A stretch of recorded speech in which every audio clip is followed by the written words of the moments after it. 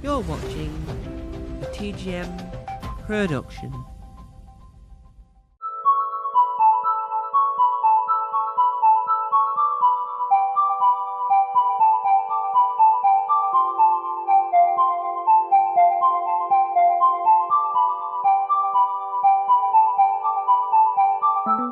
Hello and welcome back to Tom's Comic Club. Yes, we are back. I know, it looks like a nightmare due to the fact there's a loss of extras.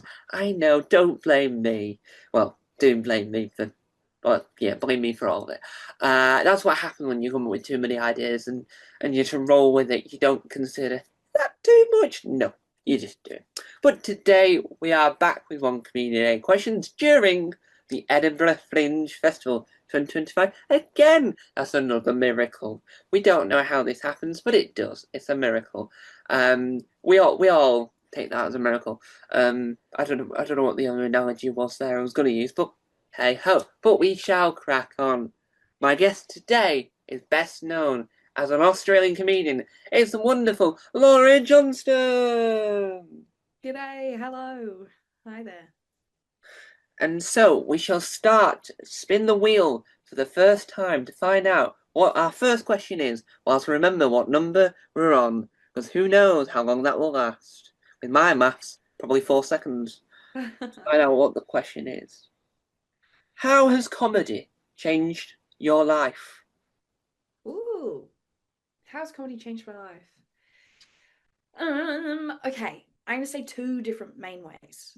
The first one is that um, because I really like observational humor, it's changed the way that I look at things. Hmm. And so now I'll be going through life and something will happen and I'll go, ooh, how can I use that for comedy? And so it's made me look at things with like a more maybe optimistic or maybe just like a funnier glint or tone. And I reckon that I was already a pretty happy person, but I reckon it's made me a happier person. Yeah.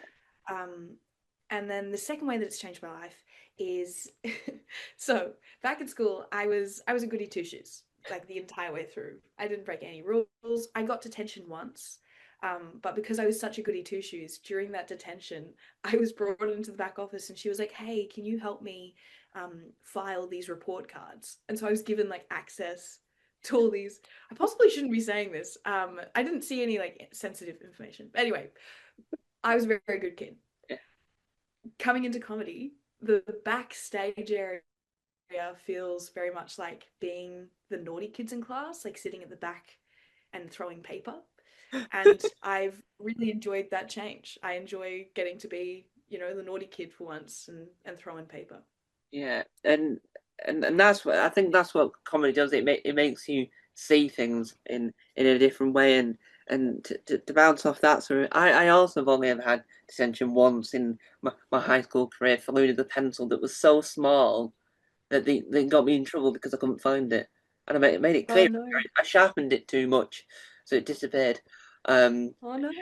I sharpened it into oblivion. But do you think that having this more observational look on life, do you think that that helped you to deal with some more heavier things that happened to you in life? I think yes. I'm gonna say yes.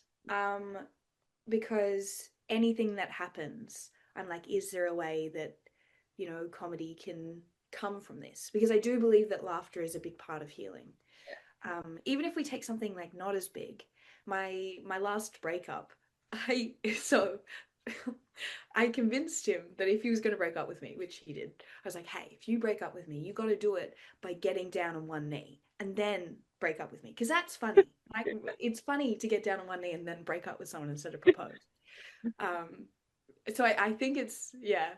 I think comedy's changed the way that I also approach things because Yeah, I'm like, oh, what if we find the funny even in difficult moments? I will say though, I think getting someone to get down on one knee to break up with you has I really shot myself in the foot because now anytime that someone actually does propose, I'm gonna freak out. and and so on that note, let's spin the wheel for question number two. Let's find out what it's gonna be. Do do do do do. Woo! And and how do you handle hecklers when you're on the stage? Not well. This is a skill that I'm working on, and next year is going to be my focus. I think my show next year is going to be called "You Can Heckle, but Only When I Say." And the idea is that during the show, the lights are all going to go green, and the audience can heckle when the lights are green. But if the lights aren't green and they heckle, then they have to go sit in the sin bin, which is a chair in the corner, not facing the stage. Yeah, But currently, I'm not very good at dealing with people heckling because I'm a musical comedian. I've found that people don't heckle as much, yeah, um, which is good, but also means that in my 3.5 years, I don't have much experience with dealing with heckling. yeah. Like the one of the first ever heckles that I got was a guy calling out from the back of a pretty dark, large room, um, "Oi, is your mum hot?" And I've got video of this experience, but basically what happened was I heard it and I didn't know how to deal with it because I've always struggled with stage fright. And so I just kind of looked at him and then like ran away to the other side of the stage. So I'm definitely not great at dealing with heckling yet, but I'm hoping that next year I'll be good at it. Yeah, and you say that you're gonna try and deal with it, yes, next year and have people around to heckle when you say so. Hopefully, more people actually heckle than at James Acaster's Heckler's Welcome because you watch it on TV and you get hardly any heckles, and it's like I don't see the point of the show anymore because it's just him in this really odd room, just Not getting heckled. not getting any heckles and randomly walking, getting his friend to dress up as an alligator. But That's funny. it's like whilst he's talking and it's like excess clips just merging. So I hope that you shall get more heckles than what James Acaster attempted to do. But do you think there's less heckles because people have learnt to, if they can't think of anything nice to say, they just might as well not say anything? Do you think that they've learned more not to heckle as much? No, I don't think so. I honestly think that it's that music has more respect than comedy. I think there's an understanding that Mm. when someone's playing an instrument on stage, you don't call out, "Hey, is your mum hot?" Yeah. I think with comedy, you're often sitting there going, "Oh, I could do that." Yeah, And I think that opens you up to heckling. Whereas with music, I don't find people thinking that as often, going, "Oh, yeah, I could play the fiddle." yeah. Yeah. And, and you think that is because people treat musical comedy as like a concert, if you will, because they're going to see someone that's spent time and effort to A, learn the instrument and B, come up with this work rather than someone that they assume is just made up on the spot. I think I potentially maybe it's also just my experience. Like I haven't spoken to enough musical comedians to go, "Do you get heckled?" Yeah. So maybe it's just maybe I give off something that means that people don't want to Yeah. heckle me. Um and this is also isn't me being like, "Please heckle me. I want to." It's just that I want to learn how to do it. Yeah. Um yeah, I don't know if it's because of the I think I my theory is it's because of the instrument. Yeah. My theory is that people see the instrument and they're like, "Oh, this is a different style. Yeah.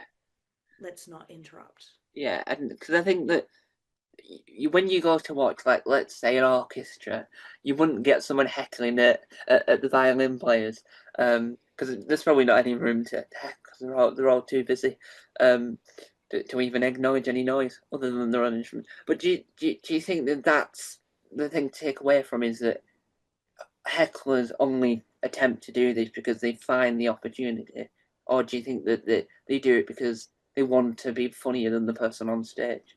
I think it's the latter. I genuinely think that people who heckle, they're sitting in the audience and they're like, "Oh, I thought of a funny thought. I'm going to share it. See what other people think." I think we all like people who heckle and comedians. I think that we have something in common, and that is that we crave the validation of other people thinking that we're funny. Yeah. And I think comedians get up on stage to do that, and I think hecklers call out from the audience to do that. That's the difference. And so, on that note, let's spin the wheel again and find out what our next question shall be. Let's spin that wheel, the catchphrase that never caught on because I forgot what it actually was. What is your main ambition for your comedy career? Ooh, well, okay. I have a main ambition, and I call it Big Marlin. So I really love fishing, Yeah. and not that I've ever been, but I love the concept. And there's a fish Mm. that you can catch in the ocean, and it's called a marlin, and it's really tricky to catch. It's the kind of fish where you'll go out for 2 to 3 days to try and catch this fish, and your fishing rod will likely break in the 5 hours that it takes to reel it in. That kind of fish, big fish.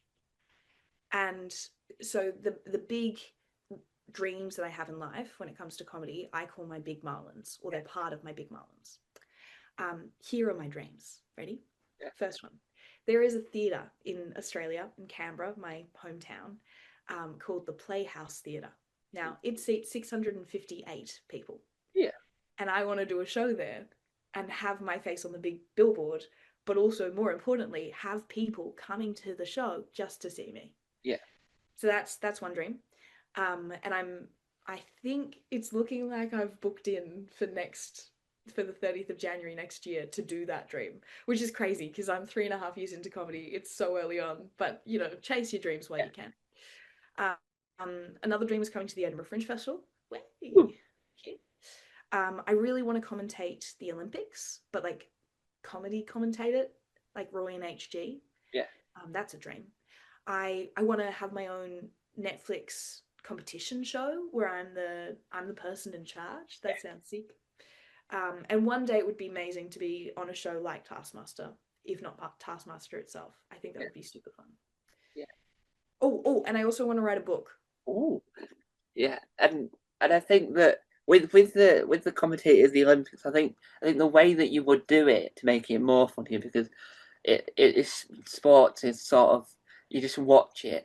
I think that do it like the Eurovision, just pretend like it's some more grand event, because I don't know if it's probably not as well known, but Terry Wogan, who is a man of many mysteries, because he's Irish, and he was a very funny Irishman, but he used to take the Mickey out of Eurovision.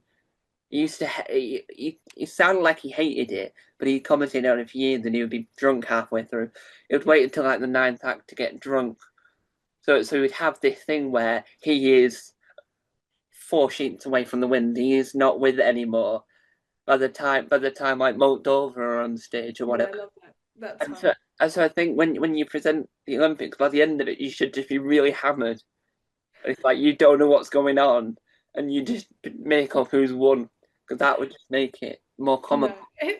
I might not copy him exactly, but I like your thinking. I Yeah, like it.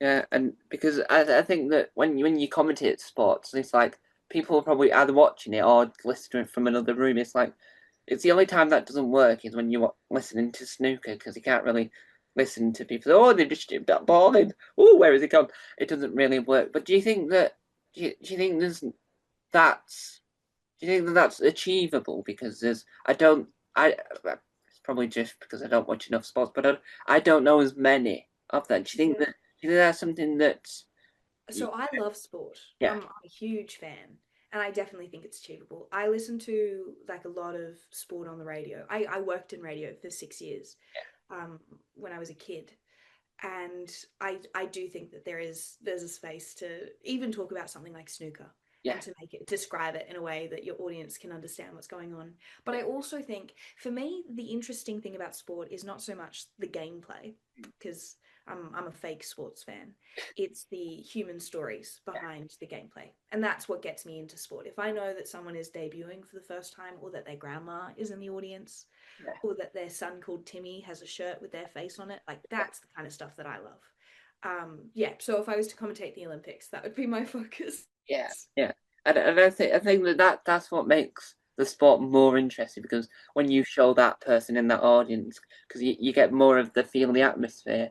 Because like when you watch like tennis, there's not much other noise going on. So saying, oh, it's his son's in the audience, and you can see him really cheerful about it, that makes it more Yeah. interesting.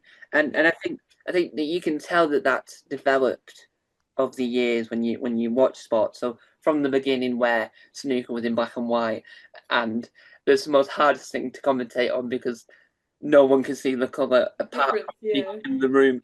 And I think that it's developed, and you think that's the good thing about sport, is that it's developed so much that it's not just about the players anymore. It's about the overarching of the person. Yeah. Yeah. I think that there's always been an element of that, but I think with social media in particular, and the 24-hour news cycle. It's easier to understand the behind the scenes of the players. Yeah. And so, on that note, let's spin the wheel for our next question, and let's see how long it takes me to forget what number, because I don't read out the numbers, so who knows? So, now we're at the point that I deem the most important element of One Comedian 8 Questions, the backbone of it. What is your Edinburgh show about this year? Okay, so it seems like an easy question, but as of yesterday, it's actually a complicated question. So I've ended up having two shows. Hmm. We'll do the main one first. So I've got a solo show. It's a musical comedy slash stand-up comedy slash slightly sketch comedy show at 12:15 Brewdog Lothian Road. Yeah. And it's the story of why I became a stand-up comedian. So it's explaining why 3.5 years ago I quit my job for stand-up comedy despite the fact that I'd never actually tried it before. It's that story. Yeah.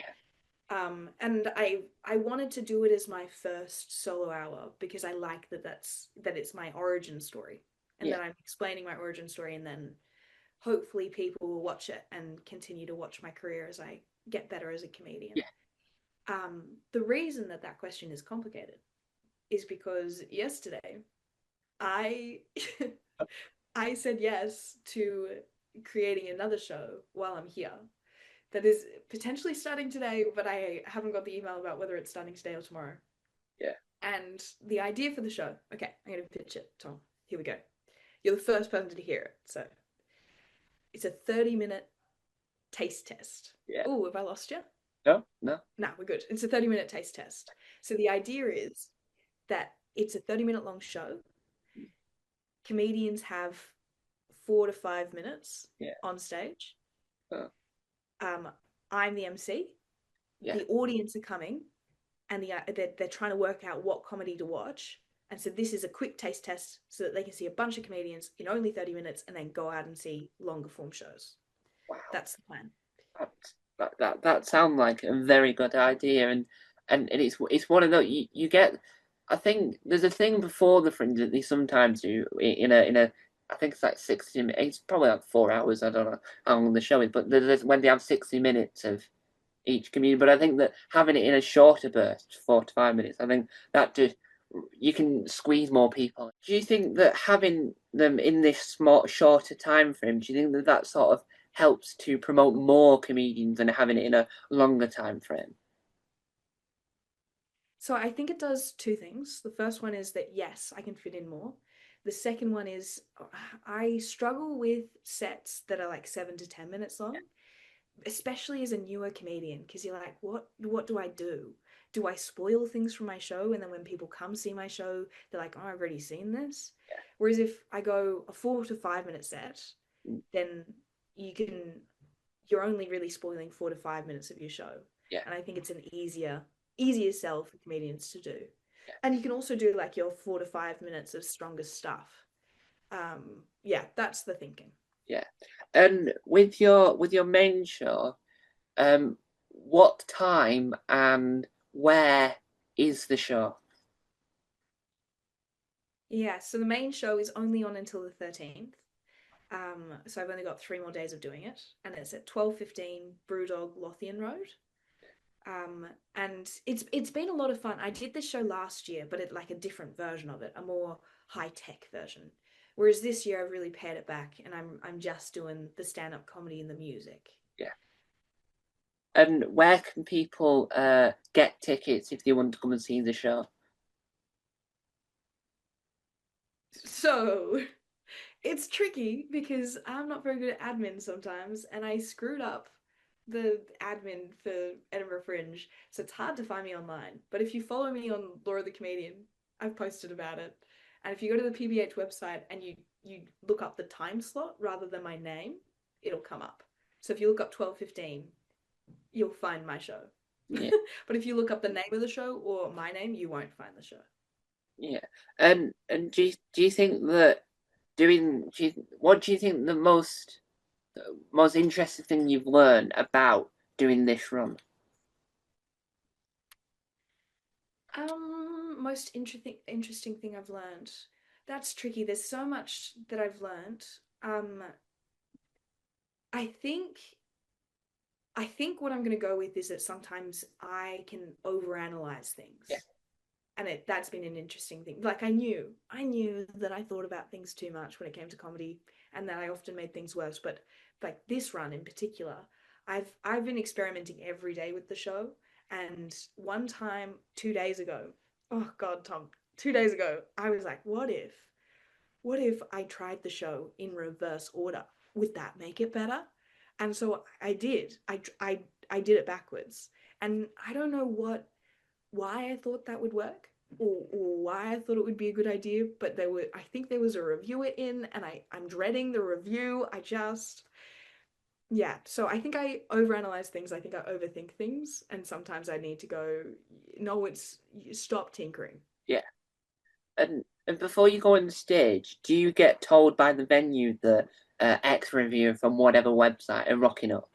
And not necessarily, it depends. So I'm part of the PBH Free Fringe, which means that you can't book tickets in advance. Yeah, Whereas if you're part of the paid fringe, then you can allocate tickets to media. yeah, And then you'll know that media is coming in. Or they'll purchase media comp tickets and yeah, then you'll know that media is coming in. Whereas I just kind of have to look at someone and go, you look media-y. I reckon you might be a reviewer. And so when I say that I think I had a reviewer in a couple of days ago, she had a notepad and pen and also was very comfortable in the audience. And I feel like she's seen lots of shows. yeah. So that's my thinking.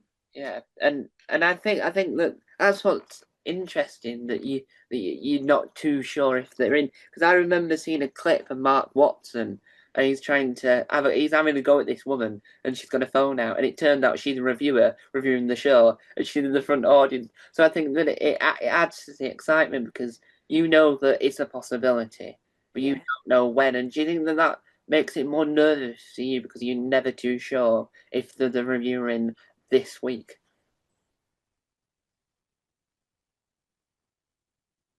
Um, I think, okay, here's how I feel. My aim with the Edinburgh Fringe Festival is not to get good reviews. Yeah, Like that's not my focus isn't how many people can I get in, how many good reviews can I get.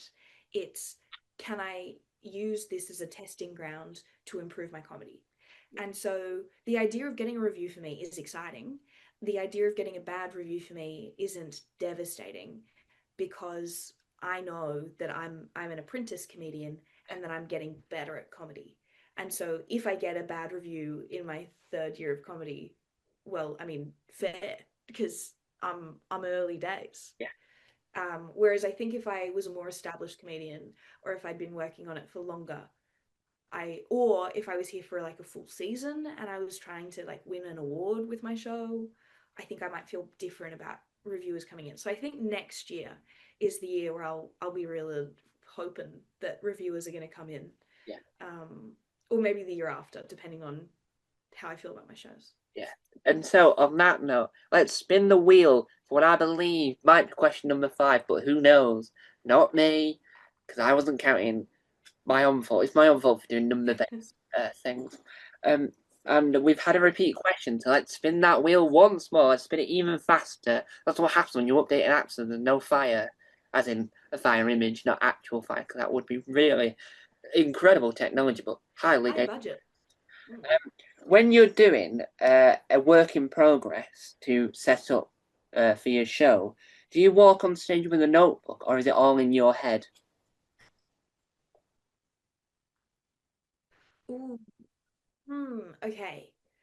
I so here's what I do. I just do it. I just I just go out and try the thing that I've created. I've moved from Canberra to a tiny little town on the south coast in Australia, and I do my writing in that tiny little town. So what it looks like is I live near the beach, and so I'll be walking on the beach talking to myself like a madman, coming up with the show. And then earlier this yeah, no, it's I look crazy. Earlier this year, I did a new show that I called 3 a.m. Thoughts in the Canberra Comedy Festival. And I hadn't shown or tried 90% of that show before I did it in the Adelaide Fringe Festival. a couple of weeks before the Canberra Comedy Festival. So those, I think I did 4 shows in the Adelaide Fringe Festival. Those 4 shows were completely untested, testing it out right in front of you right now, Yeah. which is like a fun thing that the Edinburgh Fringe Festival and the Adelaide Fringe Festival allow you to do, where you can just like go, this is what I've created. Now, what do you think? What do you think? Um, I don't believe in going on stage with a notebook for a working in progress. I don't believe in like reading out Yeah. your jokes because I believe that in order for my jokes in particular to work, it needs the delivery and it needs the belief from me that it's going to work. And if I don't give it those two things, then I'm not doing the jokes justice and I won't actually know whether or not they'll work when I do them properly. Does that make sense? Like It, it's I need I need to do them properly in order to know if they're going to work. I yeah. can't half-ass it. Yeah. And when you, because you do musical comedy, do you think that makes it harder to just go on stage and just think about it because you sort of have to work out how do I make this song unique from the others? Because I know that the joke is that most songs use the same 4 chords, but do you think that you have to try and make sure that you make sure it's perfect before you try it out, or do you sort of like make sure it's half good because you know that the bits you're not too sure about can be tried out there? Um, I don't believe in perfect. Um, I think if I believed in perfect, I wouldn't do anything. Mm. I believe in editing, and I think it's really important to edit. I think that yes, musical comedy makes it harder to be flexible on stage. I think it's why I struggle with being flexible on stage. And it's also why my focus, so each year I have a different focus, and my focus next year is going to be flexibility on stage, crowd work, responding to hecklers. Yeah. Whereas my focus this year has been, what are the festivals? Can I do them? Um, yeah. Yeah. Does that answer your question? It does because it shows that because when you watch musical comedy, you assume that they've not like had to retweak it whilst on stage, and you know that it's one of the hardest forms of comedy because someone can write a joke and then other people can laugh at it, but writing a song that's both funny and then lyrically works in sort of a pattern is probably harder to do. Do you think that that's what you find harder in your process because when you're writing a joke, it could be easy to come up with a joke and then come up with a whole song that's both funny and then entertaining at the same time.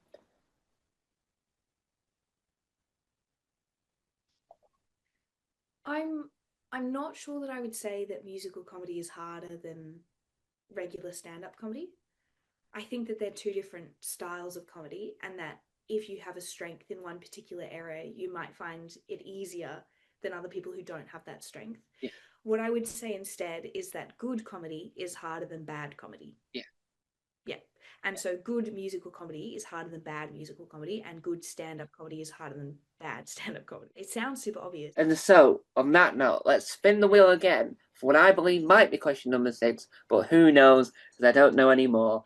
Luckily, luckily, I eventually will know, or I'll make it up on the spot. Who knows? Who knows? It's my own fault. I keep on blaming myself, and I should do. And how, in the 3 years that you've done it, how has the comedy industry, um, as a whole, changed since the moment you joined? I haven't been doing it long enough to see like big changes, but I think there's two main ones that I've noticed. The first one is that when I first started in the Canberra comedy scene, we just had a mass exodus of a lot of female performers. And so in my first like 4 months, I was one of three, maybe two regularly gigging female comedians. And it wasn't uncommon for me to be the only female on a lineup, particularly at certain places that I'd play. Whereas nowadays in the Canberra comedy scene, over 50% are female, which is wonderful. That's crazy. Given that the stat is usually like 70-30 male to female ratio, a 50%, potentially even 60-40 women to men in Yeah, Canberra is wild. So that's a bit of a change. And then the second change that I've seen is a couple of years ago, last year, there was an emphasis on, so in Australia, yeah, because we're so small, and there's really only comedy scenes in each big city. Yeah. It means that if you're touring your show, you only really have 8 to 9 places Mm. that you can, big places that you can take it. Like, unless you're going rural, regional, which is what I did earlier this year, you've only got 8 to 9 cities to take your show to. And so it means that there is this pressure and emphasis in Australia Yeah. to do a show a year. That Mm. every year you're going to do a new comedy show instead of taking the same show and touring it for a couple of years and improving it. Yeah.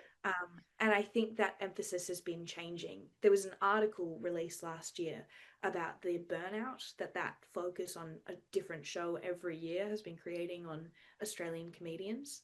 And I think it's becoming more socially acceptable and commercially acceptable to tour the same show for a little bit longer. Or maybe that's just what I'm hoping because I've toured That's Brave for 2 years now. Yeah. And and do you think that that's a positive thing with seeing that there's change happening, so that you can see that it eventually will become slightly different, and you will not have that much pressure on you? Do you think that's a positive thing? Yes. Yeah, I do because I strongly believe in editing. I think that it's possible to edit too much. Yeah. But I think when you're trying to pump out a show every year, you don't get to spend as much time making it as good as possible. Yeah. And then you've kind of burnt that material. They say it's burning the material, where then audiences have already seen it, and so you can't do it again in that town. Um, and I don't like that because in music, like people come back to Mm. hear their favorite songs, Yeah. whereas that's really not accepted in comedy. You don't come back to hear your favorite jokes. Yeah. Um, yeah, Yeah. And I think from what I can see, especially in the UK, I can think that sort of the greatest hits, if you will, of the comic of the jokes. I think that's sort of adapting, because I know that if I remember rightly, Harry Hill, Jimmy Carr, and I think Tim Vine are the three I can think of that are doing greatest hits tours where they're going doing their greatest material. So I think that the people wanting to see their favourite jokes, I think that is changing, and I think that might take a while to catch on, because it depends on how they've formatted the show. And I've not actually seen any of their shows, so I don't know how they've formatted it. But from what I can know, it's the greatest hits. But do you think that that's a step forward if people will want to come back to see a show where you've got new stuff, but you've also sort of slotted in some of the highlights that people loved? yeah, I think so. Um, I'm a bit torn. I remember, and I think the reason I'm torn is because of this. My dad, when I first started comedy, told me about this time that he'd watched Billy Connolly had released his special Yeah, on a streaming service, and Dad had watched it in preparation for going to see Billy Connolly's live show yeah, because he was like, "Oh, I want to get back in the Billy Connolly zone." mm, And then he went to the live show and he was just so disappointed because it was basically word for word what he'd watched in the special. And he was like, it just wasn't as funny because I knew that he wasn't coming up with it on the spot. And I don't know if it's just my dad, but there is that emphasis on like, can people be funny just off the cuff? yeah, Are they funny people or have they had to sit down and write really funny things? yeah, Like the Robin Williams of just like crazy impressive funny brain. And so I don't know if that focus is left. If people have gone, no, we don't want to see people being like improv funny on stage, like just genuinely funny people. Instead of they've crafted these words, I yeah, think that there is still a preference for thinking that the person on stage is being funny and creating something special just for you. And I don't think that that's going to change. I just think that as comedians, there's starting to be a shift towards feeling less pressure yeah. to create a new show every year. And whether that means that people will take the best of and tour it, like the guy that you were talking about, or if it means that they'll just take a year off, which is what a lot of Australian comedians have done instead, I'm not sure. Yeah, and I think that when you sort of don't realise that you might think, oh yeah, that was off the cuff and it's been really heavily written. And I think that when you watch it being improvised, it makes it more unique because you know that it's for you, it's for that audience. So there was a program that I have no idea where the origins of it. I just know that it was available on Sky Atlantic in the UK. It must be American because a lot of it seemed American, but it's where different comedians would come to a venue and they would be on the stage and they'll find out what the topic is there and then. So Robin Williams did it and Richard Herring's done it.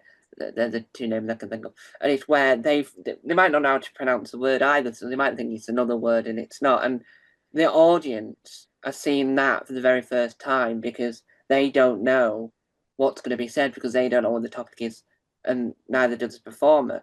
And I think that showcases that at that time it was needed. Do you think that will happen more where more people are going to try and then just walk on stage and come up like they might have like a sentence or the title of an idea? Do you think that will happen more as time goes on? Maybe not in that format. We've seen a lot of crowd work focus, mainly because it's really good for TikTok. Yeah, And the reason it's so good for TikTok is because you're not burning material.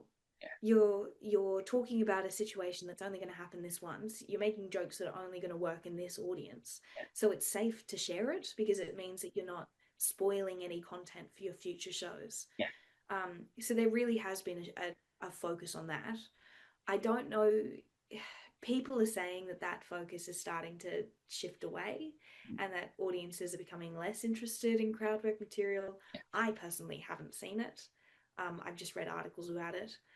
Um, but in terms of whether or not people are like more looking for improv style shows, yeah, I mean, improv style shows have always been around and there definitely are lots now. You might have to ask an improv comedian if they've seen an. yeah.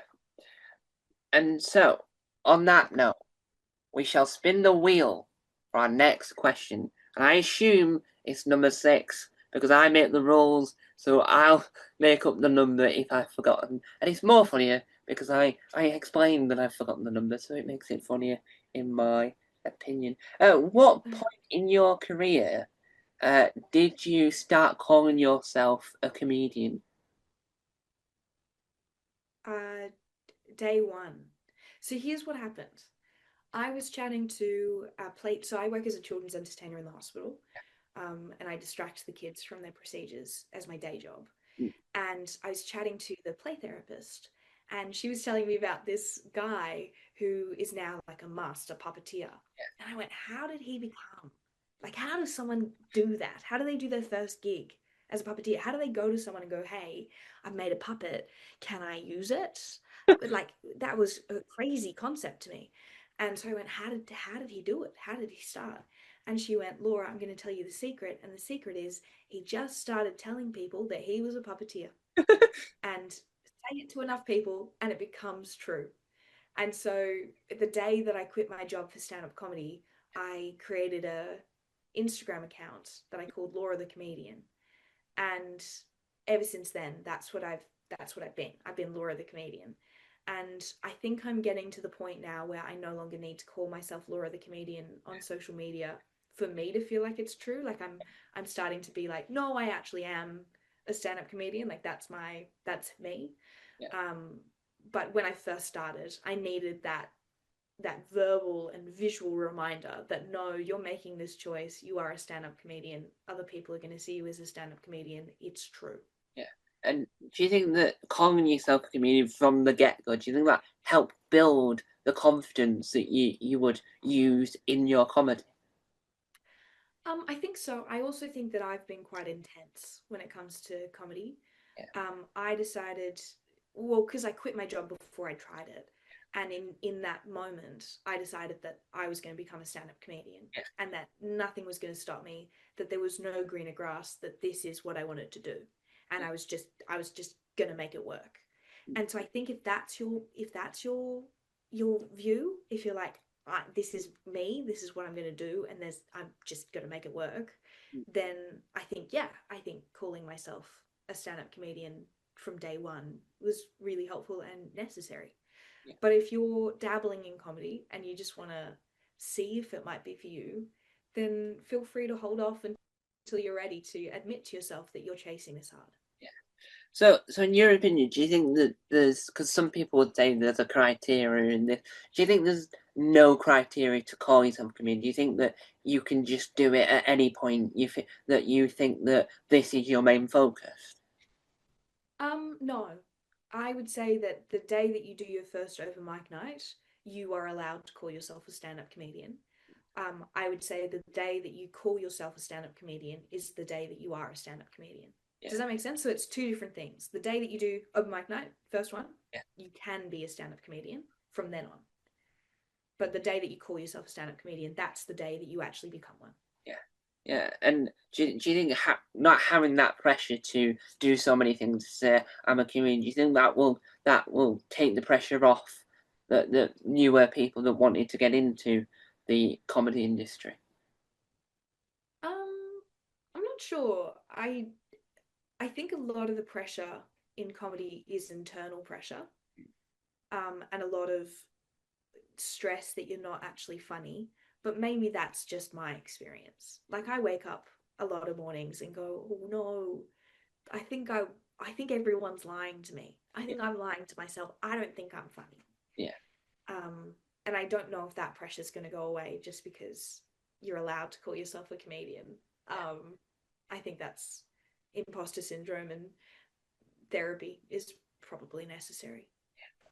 And so, on that note, let's spin the wheel once more to what I believe is question number 7. Let's spin it so that we don't get a repeat, because we don't want a repeat. Let's Nope. see where it goes. What TV show as a child inspired you to get into comedy?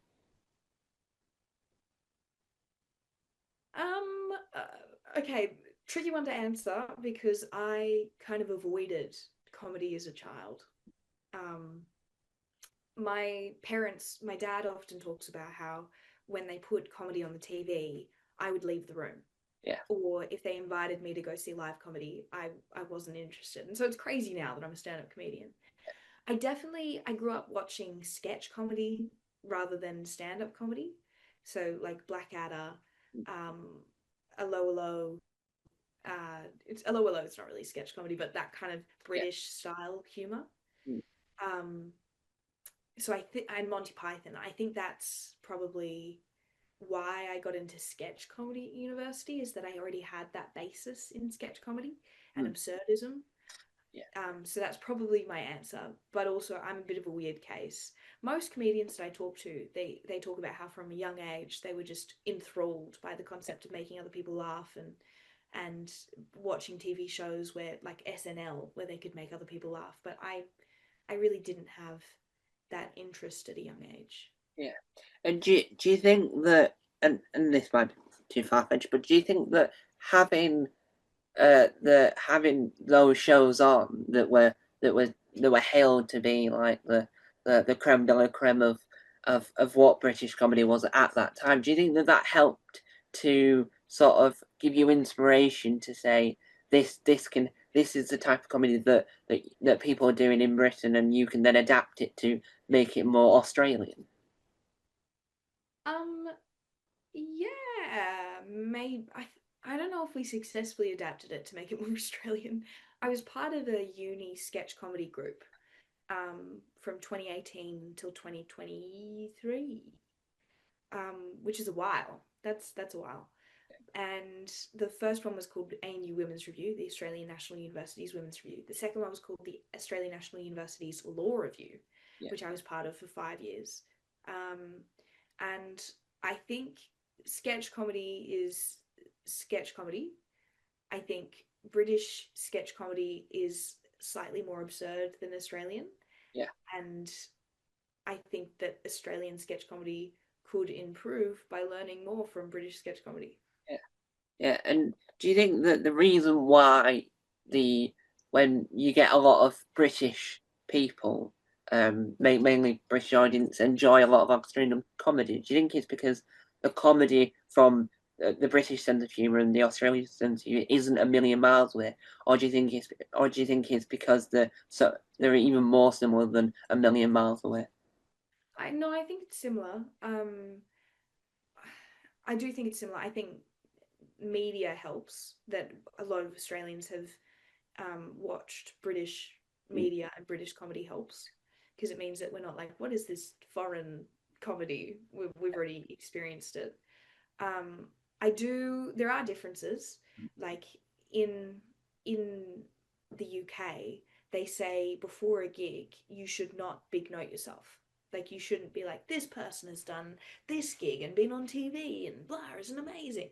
Because apparently British audiences don't like that. Yeah, And so they'll be less likely to laugh at your stuff if you big note yourself before you go on stage. Whereas in the US, you got to big note yourself. You got to be like, this person was on TV. Um, and in Australia, I think kind of similar to the UK, where they don't want you to big note yourself too much, but they're less strict on not big noting yourself. yeah, Like, they're like an underdog in Australia. yeah. And why do you think that Australia from it's probably outgrowing this, but do you think that why do you think that Australian comedy is becoming more popular now than I think it would have been like 10 years ago? Why do you think now it's Australian comedy is blowing up?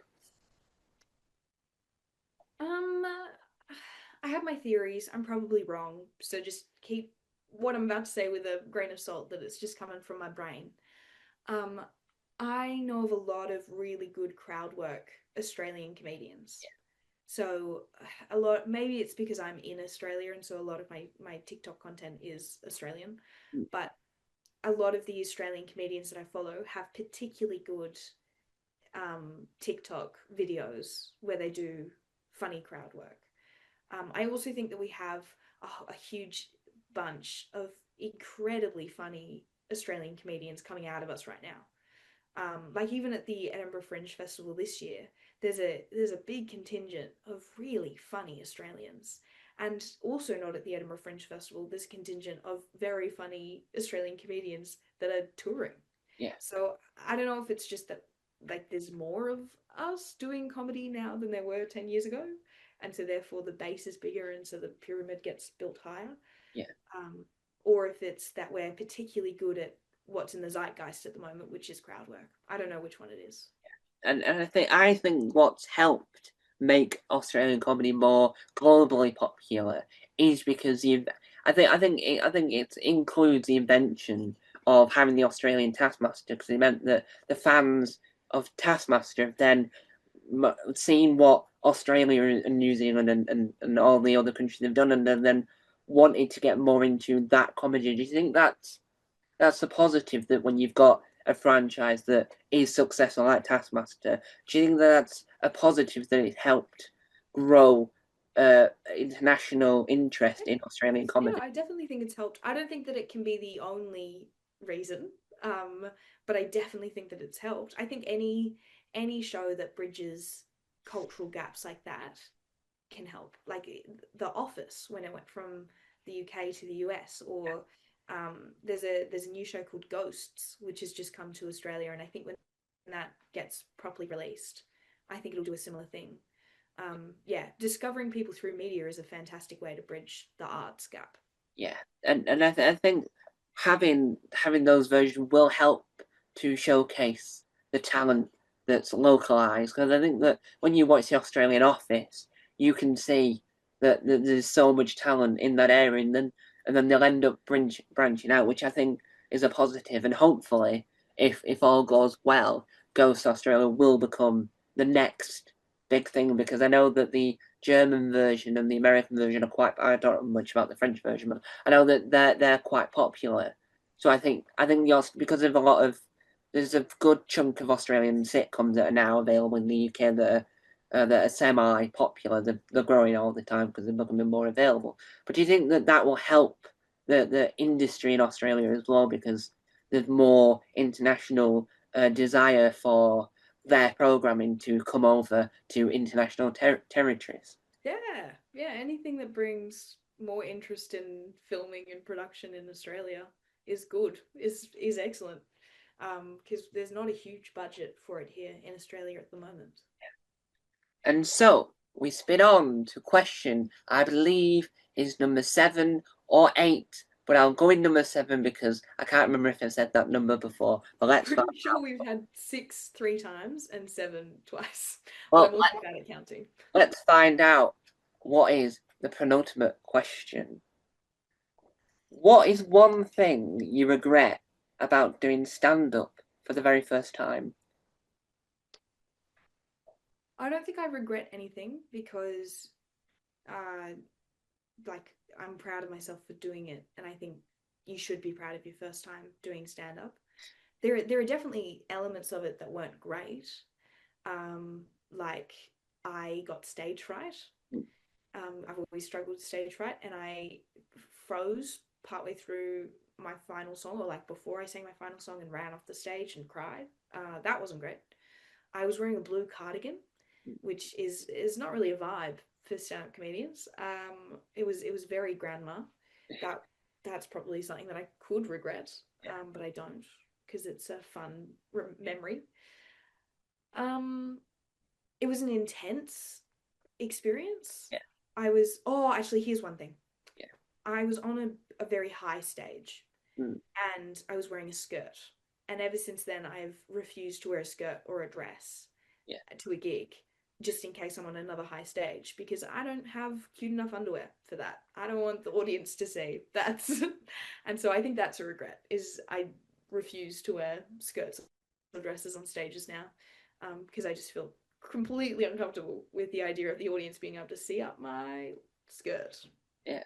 And do you think that it's a good thing to have some regrets about the first time? Do you think that's a positive thing because you know that you've developed a lot since then because you might not have the I same. don't I don't think regret is the word that we should be using. I think learns. Like I don't think you should regret anything from your first time.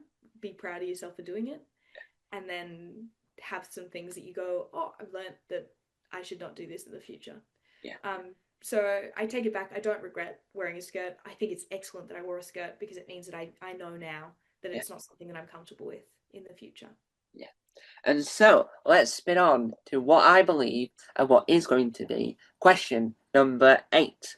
This is why for the next time in the future, next year, forever, I should always keep a tally somewhere. But who knows if I'll remember to do that because I don't remember jingles. So let's spin the wheel again. Let's spin it so much that it will explode. Let's see what it lands on. Ooh. How long did it take to make your Edinburgh Fringe 2025 poster? Ooh, okay. So that's something that I really suck at. And I panicked when I arrived in Edinburgh because I knew that I'd not done it yet. And so I contacted a friend that I have in Melbourne in Australia. And I went, "Hey, I'm really struggling with this." He went, "Can I help?" And I went, "Yes, please." And so I paid him $30 and I was like, "Please." He was like, "Please don't pay me." And I went, "Please help me. I have to pay you. I'd feel guilty." And then he made it for me. So shout out to Blake, you filthy cow. That's his name on Instagram. He did my poster. Thanks, man. Because it's not a skill that I possess and it's something I find very stressful. And do you think posters are the hardest thing to do for festival shows because there's not a moving image? It's you have to sell the show from that one image. Yeah, I think it's definitely one of the hardest things. I think there's so many hard things.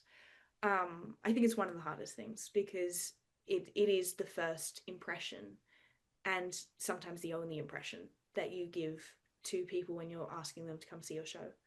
Um, yeah, I I also think that my my poster next year is going to be quite different because I've learned about what posters should have this year from the Edinburgh Fringe. I think they need something that makes whoever you're stopping go, "Sorry, what?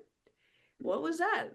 Because there's just so many flyers, and so you've got to have something that's a little bit different, Yeah. a little bit wacky. And do you think that's one thing you can take away from your experience at the festival is that you've learned a lot more of how to do it differently next time, or do you think that it's helped it overall because you've learned another way of going about doing your career in comedy? Yeah, I think so. I did the Edinburgh Fringe Festival last year as well, and I think both times I've gotten slightly better at doing the festival. And Yeah. I think that's my aim, is just every time that I do it, get slightly better. This year, I'm hoping to break even. So I'm working insanely hard, and trying to make money so that I can afford to come back next year. Yeah. But yeah, I've definitely learned lots from the two times that I've done it. Yeah. And as we've got to this point in the interview, would you be able to remind people of what time and where your main show is on at the Edinburgh Fringe this year? Yes. Okay. So my main show is until the 13th. It's called That's dot dot dot Brave Aussie edition in brackets. And it is on at Brewdog Lothian Road. And if you're keen to see a 30-minute taste test, you can come to a different venue. Just follow Laura the Comedian. It's on at 12:10 p.m. every day at, I want to say, Kilderkin Lady Horse, but I haven't actually seen the venue yet, so don't quote me. And do you think, as of now, do you think you'll be back next year to do more comedy at the Edinburgh Yes. Fringe? Yeah. Yeah. And so, there we have it. Another excellent, wonderful, amazing, and extraordinary interview. No, I'm not being a narcissist. I've read the dictionary. Um, and so that's completes one comedian eight questions for another time. Not for another day. I don't know where I was going with that, but that's my own fault for opening my mouth and then forgetting where I'm going and then just continue it because it makes it more funnier in the edit. It's my own fault. Well done, me. I give myself a round of applause whilst I'm editing this. Well done. Thank you for letting me interview you. Oh, thank you for having me. It was nice chatting. And thank you guys for watching. There'll be more interviews from me because wow, there will be. Just I mean, have a look. I've got 25 YouTube channels. It'll be anywhere. Just realise I'll be in your ears. Woo. That's your own fault for pressing play on it. But thank you guys for watching. Bye bye.